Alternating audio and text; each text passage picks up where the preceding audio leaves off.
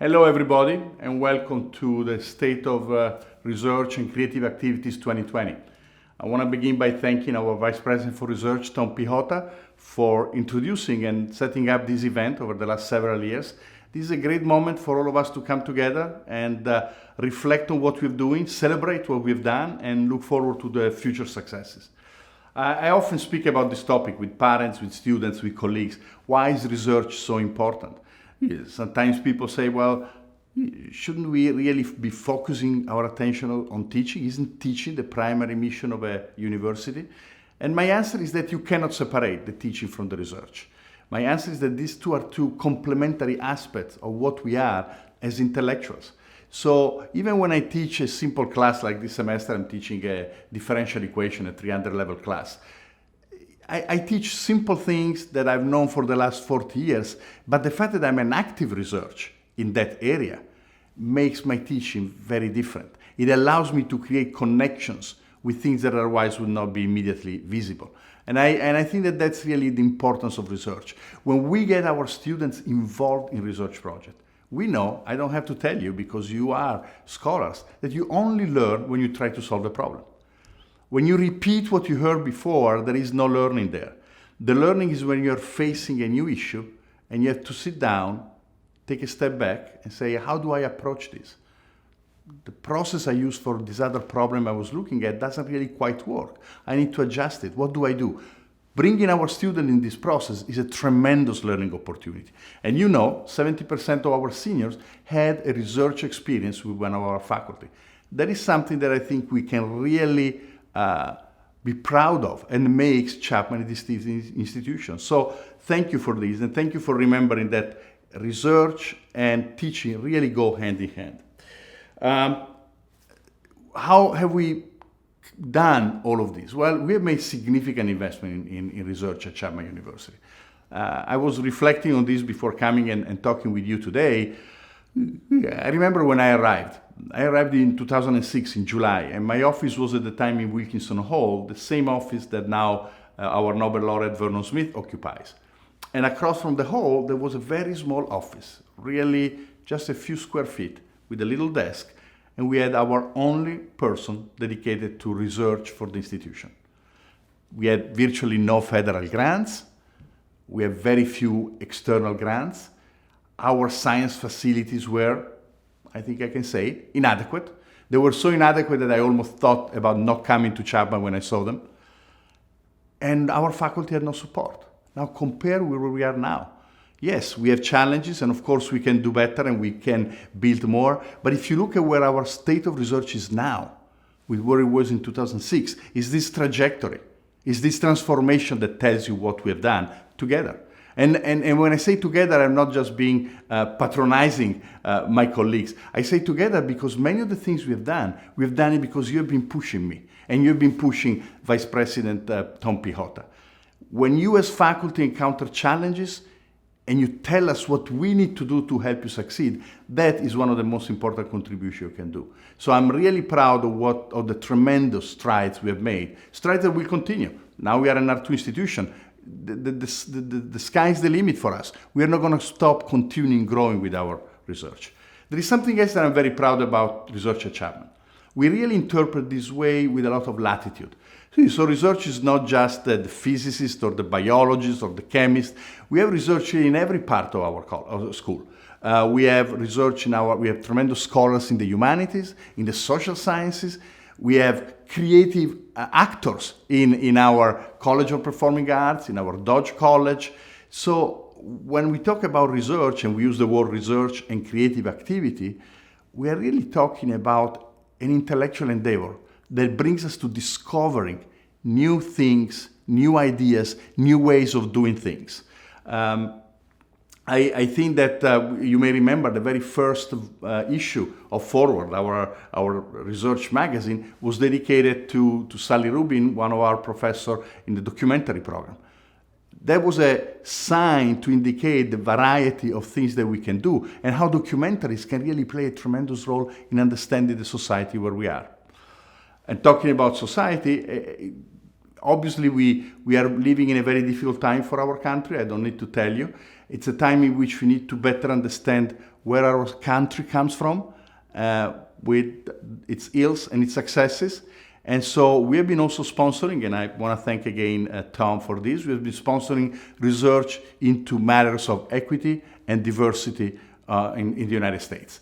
I think that's a very important part of research, because as people get inflamed by their passions, what we need is solid research. We need database research. We need ideas that are vetted through the traditional research process in which people give and take. So I'm very proud about what we are doing there.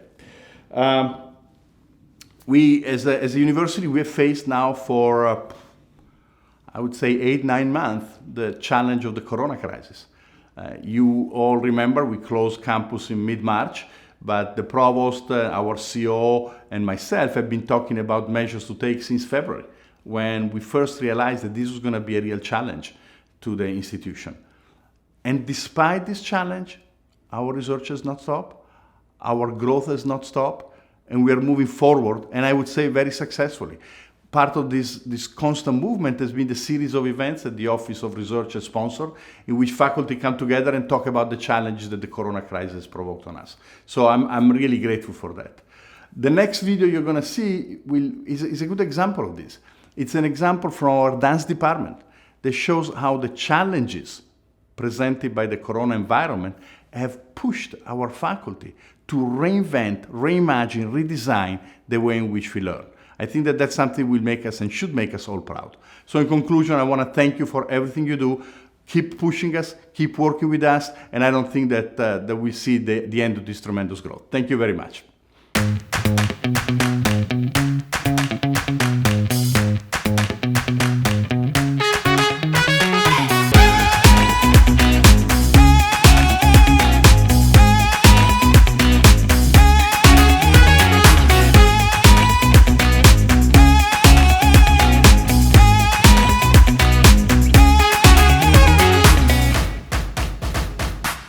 The dance department is adjusting to in-person teaching in numerous ways.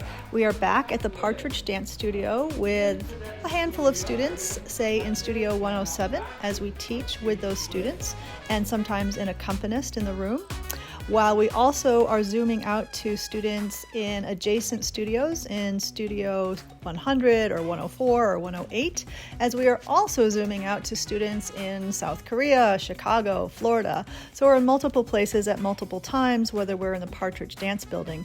We're also dancing all over campus. We have courses in the tennis courts, in the basketball courts, and Musco Center and Memorial Hall, and we're really glad that we found spaces to dance in, and I really commend the professors and the students on their adaptability.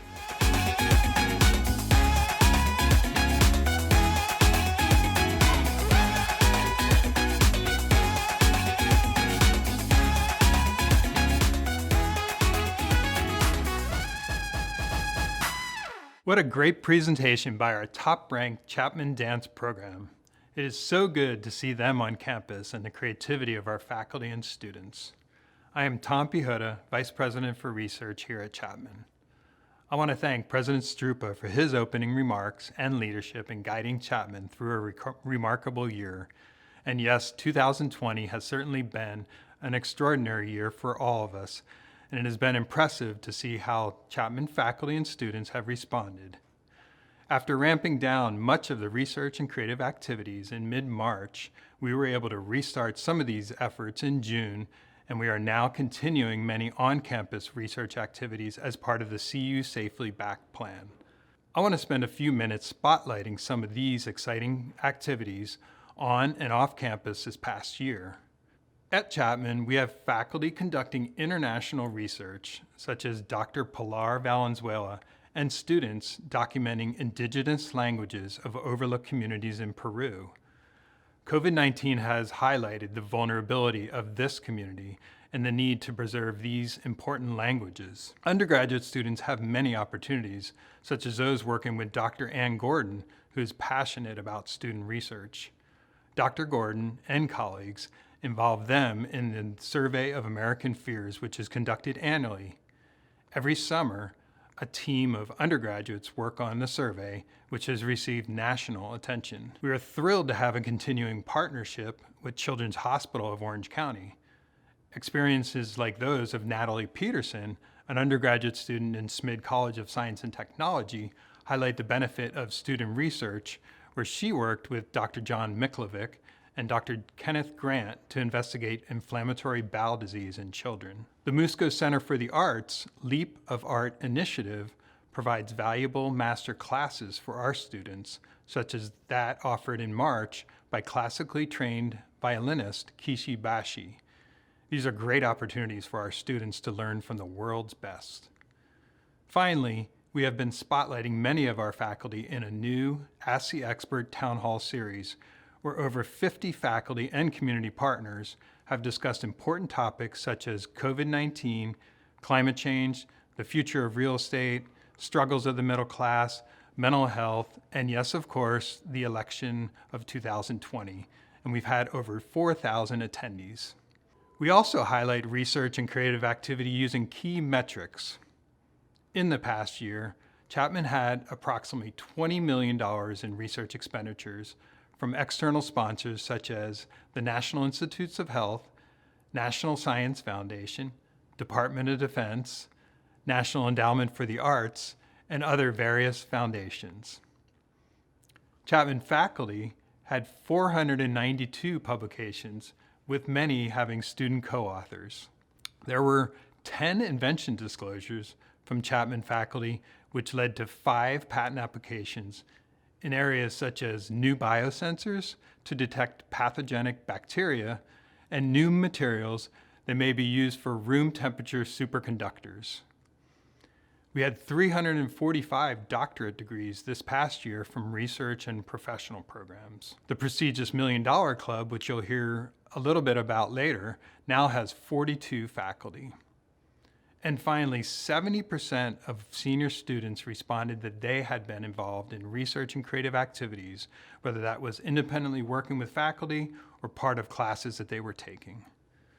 This has all been great progress, and we owe a huge thanks to the work of our faculty. In this past year, we have seen our faculty and students rise to the occasion to conduct interesting research and scholarship on the critical issue of COVID-19.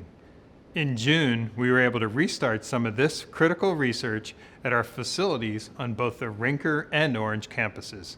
Let's hear about some of these exciting activities.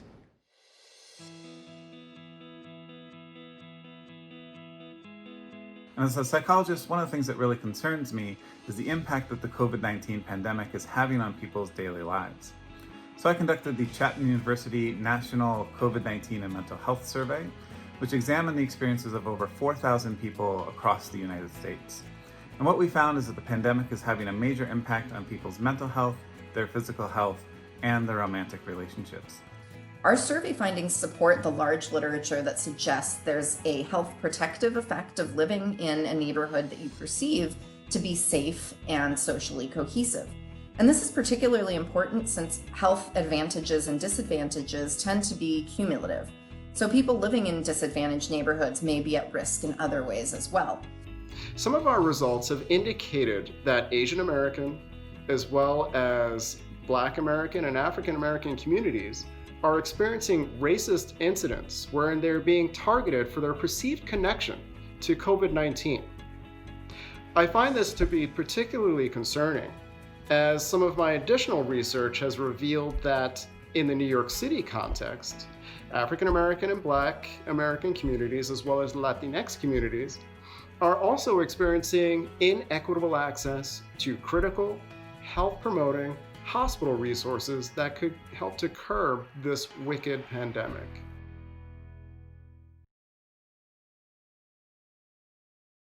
It has been a very interesting time to be a virologist in the last year.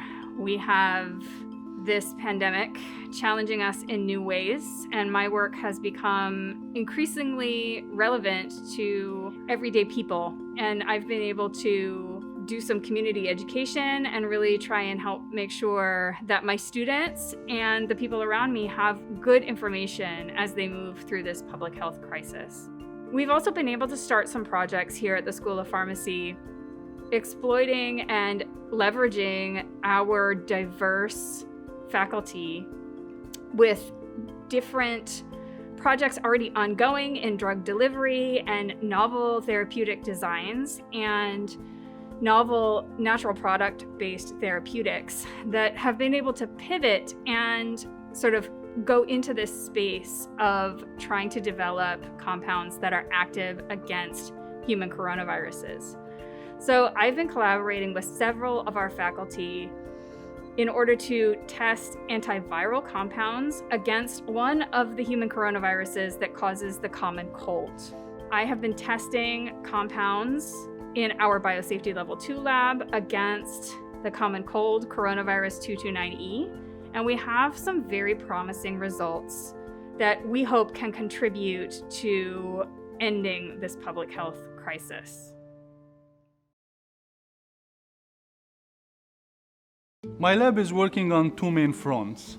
The first one is at computational level. I have a group of very talented and enthusiastic data scientists and programmers, mostly Chapman students, who are analyzing the massive amount of sequencing data that is being generated every day worldwide. Along the process, we created this online tool in the form of a website where it identifies the emergence of new mutations in this virus and also shows the distribution and the spread of the virus both in US and in the world. I'm very pleased and excited to say that we just released the first version of our website and it's now publicly available. Everybody can access it. And we already see some very interesting trends and patterns in our data. And at this point, we are really following up on those interesting data and doing more in-depth analysis on them. The other part of my group is gearing up to do some experimental analysis. We have plans to see or figure out what are the possible effects of these mutations in the virus that we are detecting. The data that we are generating as part of this research can be used by the scientific community to try to figure out what are the effects of these mutations that we're identifying, because honestly, we cannot do everything ourselves. It's a huge undertaking. And also it can be used by the local and state agencies to help them in their efforts to contain the spread of the virus. As you have seen, faculty are critical in the knowledge creation that impacts our students and also in how external funding is awarded. Every year, we recognize faculty that have achieved a certain level of external support for advancement of research, scholarship, and creative activity at Chapman that exceeds $1 million, the $1 Million Club. This is a tradition that started in 2007. This year, we have 4 new inductees into the $1 Million Club. Dr. Douglas Fudge is an associate professor in the Schmid College of Science and Technology. His research focuses on the understanding of marine animals, such as hagfish and their slime, and how that leads to bio-inspired applications. He has received funding from a variety of sources, including the National Science Foundation, the Department of Defense, and industry partners. Dr. Audrey Gomez is the Associate Director at the Thompson Policy Institute and lecturer in the Atala College of Educational Studies. She has expertise in disability studies and the implications for education, social justice, and social change. She has received funding for her work from the Children's Hospital of Orange County and the Bill and Melinda Gates Foundation. Dr. Reynolds Ostrom is a professor in the School of Pharmacy. His research seeks to understand how cells prearrange multiple signaling components in G proteins. This research will assist in the development of therapeutics strategies for various health conditions. All of his research has been funded by the National Institutes of Health. Dr. Jared Rubin is a professor in the George L. Arduous School of Business and Economics and co-director of the Institute for Study of Religion, Economics, and Society. His research focuses on historical relationships between political and religious institutions and their role in economic development. He has been awarded funding for this research from the John Templeton Foundation. Let's hear from our $1 Million Club inductees. I'm really honored to be part of the $1 Million Club. I'd like to especially thank the John Templeton Foundation, who has funded all of this $1 million plus to help us put on a number of events for both grad students, professors, from all around the world. We brought many of them to Chapman to really further our field, which is the economics of religion and culture, and which now, because of the help of John Templeton, the John Templeton Foundation, Chapman is very much a world leader. I'd like to especially thank Larry Iannacone, my partner in crime over at IRIS, who was a co-PI on the first of these grants and has really been a driving force since the foundation of the field. I'd like to thank Linda Williams, our Administrative Support at IRIS, who's been wonderful in helping us further everything we've done here, and the entire grants team. You've been wonderful to work with. Thank you so much. Hello, thank you for this honor. I am humbled and thankful to be recognized for my efforts and to be part of Chapman's $1 Million Club. I've had the distinct privilege to work with such dedicated colleagues, Drs. Megan Kosher and Don Cardinal, who collectively have supported TPI's efforts in this accomplishment. I'd like to thank our funders, the Thompson Family Foundation, as well as TPI's local and national partners who believe and support the work that we do. We have been very fortunate to secure many grants and contracts that support the programming, research, and policy that provides opportunity and accessibility for individuals with disabilities. Our success at TPI stems from a vision of creating a more equitable future for all. We believe that real-world practice and research, when paired together, provides a synergy that appeals to funders and creates partnerships that keeps everyone excited about what is possible. A special thank you to the Office of Research and Atala College, as well as my family, for all of your tremendous support of the work we do. Thank you. I want to thank Tom and everyone at the Office of Research, and I especially want to thank Jill, Molly, and Janine, who are amazing at doing all the important things that I have no idea how to do. I also want to thank several people from the last 4 years in Schmid College, including Andrew and Jason, Jen and Nadia, Roxanne, Margaret, Laura, Kayla, Cheryl in biology. And we couldn't do the research without funding from the National Science Foundation, the US Navy, and of course internal support from Chapman. And lastly, I want to thank all of the amazing students and postdocs and technicians who are in the lab every day doing the research, collecting the data, crunching the data, writing papers, and coming up with all the great ideas. So thanks again for the recognition, and I look forward to sharing with you some of the exciting research that's coming out of the lab soon. I'm honored to be inducted into the $1 Million Club at Chapman, and I have many people to thank, but a few of them are the many lab staff and graduate students and postdocs that have worked in my lab over the years. Also, the entire staff of the Office of Research, both pre and post award folks, are incredibly helpful and supportive of what we do in research at Chapman. I have great collaborators across the country.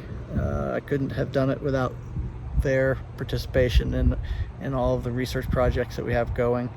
And of course, lastly, I'd like to thank my wife, Anita, and family for being so supportive over the years. We all know it means some late nights and distracted dinners when you're thinking about your latest grant.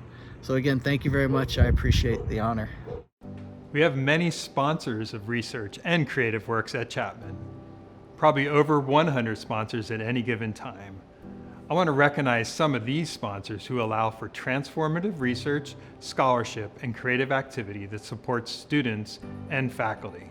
Enhancing science and engineering capabilities for scientific discovery. This is what the W.M. Keck Foundation has done for Chapman with a $21 million gift for support of the Keck Center of Science and Engineering. This has created transformative experiences for our faculty and students in a building that has opened in fall 2018 and was designed to foster collaboration and hands-on learning with state-of-the-art laboratories. It is the heartbeat for student learning and even has walls that you can write on. Thank you to the W.M. Keck Foundation for creating a vibrant environment for our faculty and students. Improving patient outcomes and reducing the costs of care. This is the vision of Joe Chiani, founder and chief executive officer of Massimo Corporation, who has generously supported the formation of the Fowler School of Engineering and forge research partnerships to develop new medical technologies. As part of Massimo's Scholars Program, full tuition support is provided to 5 students in the new School of Engineering. In addition, Massimo is collaborating with the School of Pharmacy at the Rinker Health Sciences campus on new cancer treatments as part of the National Institutes of Health Research Project. Thank you, Joe, for all you do in support of Chapman. Accelerating discovery and inspiring curiosity. This is what the John Templeton Foundation seeks to support with grants that Chapman has received in the Brain Institute and the Institute for Study of Religion, Economics, and Society. This supports research on the understanding of consciousness and free will as part of a $5.3 million award to the Brain Institute, working with a 17-member international team of neuroscientists and philosophers. In addition, the John Templeton Foundation has supported various research projects at Chapman on the relationships between religion, society, and economics. Thank you to the John Templeton Foundation for the support of these important research efforts at Chapman. Seeking to advance integrated relational views of reality through exploring scientific frontiers and universal spiritual practices. This is a mission of the John E. Fetzer Memorial Trust that supports various activities at Chapman, including explorations of quantum physics and studies of consciousness and decision-making. The support to the Institute for Quantum Studies at Chapman has led to novel breakthroughs such as pigeonhole principle, recognized by the National Academy of Sciences in 2016. In addition, their support was joined with the John Templeton Foundation for the International Project on Consciousness and Free Will led by the Brain Institute. Thank you to the John E. Fetzer Memorial Trust for believing in Chapman faculty and students. Chapman Forward is Chapman University's award-winning research magazine. The magazine highlights just a few of the exciting areas where the research and creative activity of Chapman faculty and students are making a difference in the world.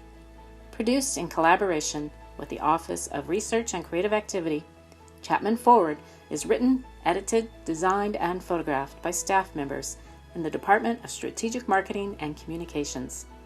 You can read stories highlighted during today's event, including stories from every part of our university. Visit chapman.edu/forward.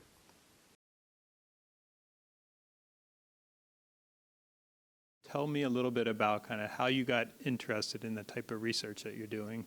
Yeah, sure. So my background's in machine learning and artificial intelligence. I did my PhD in that area, but then was working in industry at Boeing. And my daughter had been diagnosed with autism spectrum disorder, and I had always enjoyed teaching academia, but as I looked into autism, I realized that there was no one really doing meaningful AI machine learning research in autism for treatment. There was a lot of genetics work going on, there was a lot of drug discovery going on, but there seemed to be a lot of work lacking in terms of how you improve day to day. And so I thought, well, wouldn't it be crazy if I quit my industry job and started a research lab focusing on machine learning and autism? So I did. So I think that for the most part, the work I do now is still very much focused on that. Thanks to the types of interdisciplinary collaborations we have at Chapman, it's easy to branch out and do different things. And I think now my research portfolio is very broad compared to even when I started on it 5 years ago. But yeah, that was it was really my own selfish desire to be able to do something to help my daughter that led to the research that I do now and really the career path I've taken. Elizabeth, what's exciting when you, whether it's from your PhD work or work that you're continuing in kind of this line of research? Yeah, in line with what Eric said, I think the same thing is true that, at the end of the day, you are really trying to help people. And even though it's not me physically being in the space with that child, whether it's like delivering that therapy, it's still you trying to help make that child's life better. Because at least for a bunch of our research, like it kind of boils down to like if an insurance company is willing to pay X hours for a child, how do you best spend those X hours? Because I think we can all relate that growing up is hard enough. So if you can make that child's life a little bit better, then that's obviously a win for everyone. Even if again, it's not me directly in that space. So talk to me a little bit about, you guys are both great teachers, students love you and but talk to me a little bit about the role that research plays in whether it's either the formal the academic program or in independent research that students are doing in projects that you're working on. So maybe Elizabeth, you can start with that. I think one of the greatest thing that research provides for students is, up to this point, in all of our academic or educational careers, right, we're given curated examples, obviously for a purpose, to teach a specific point. And once you get to research, you sort of come up with this idea and hope for the best. But you're not necessarily going to find an answer, which typically we're giving students things so that they can find answers, and there may not be an answer, which I think is a really important things for students to learn in terms of shifting their thinking, because especially once they get out of college, right, and start working, there isn't always going to be an answer. So it's about being exploratory and having curiosity when you're approaching a subject or a problem, and then being okay with the fact that maybe if you didn't quote unquote find the answer, you still learned something and what it is you learned about that thing and how you're going to provide that when you move forward. I just know for me as a student, when I got into that, it felt like a free-for-all when there was not going to be an answer. So, and once you can sort of be comfortable with that unknowing, I think you can sort of move easier through the process. Yeah, I totally agree. I think that when you look at an academic program in terms of coursework, obviously the assumption is that you're going to have many more successes than you're going to have failures, and it's totally opposite with research, right? Research will toughen you up real quick when it comes to understanding that you're going to fail multiple times before you get the result that you want, and you're actually, things are going to play out the way that you wanted them to. So I think it's great for students being involved in research to see that, that sort of working environment where you go into something just not knowing if you're going to succeed or fail. And guess what? If you fail, it's okay. You pick yourself up, you dust yourself off, you try again, and the next day is a new day. I think the other thing that's great about a place like Chapman, where we have sort of these smaller courses where there's a lot of interaction with faculty members, even in the classroom, I think students really come to have a huge appreciation for the type of research the faculty are doing, because we'll even talk about it anecdotally, and I think they have much more awareness about the types of things that are going on campus that are really cool things. From our lab standpoint, we've had a huge number of students come and talk to us about research just because they've been in Elizabeth's Python programming course and she's mentioned about the work she does, and they go, well, that's really cool, you're helping people, how do I do something like that? So it's a big part of what we do here. All right, last question. Time to let down your guard now. All right. So what's something that your colleagues or your students would be surprised that they didn't know about you already? You're more interesting than me, so.